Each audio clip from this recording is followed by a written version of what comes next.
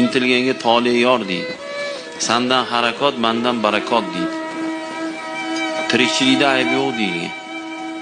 Halolmi? Bo'ldi, uni ayb deb bo'lmaydi. Bo'ldi, shunga yetyapti bilimimiz, kuchimiz, libbo ish qilamiz halol bo'lgandan keyin.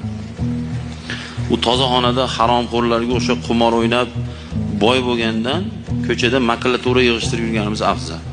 Musulmon shunday fikrda bo'ladi. Yoki ana haromxo'r o'g'rilarga o'xshab nima misol janozada bittasini velosipedini minib ketsa, misol talpada bilmay gogoda bo'lib qoladi-yu. Janozada velosipedlar yo'qoladi masalan. O'sha haromxo'r ham keladi janozaga. Ko'zi chamqaladi, turib saloti janoza deganda ular endi o'zini ishi-ku professional bo'ladi.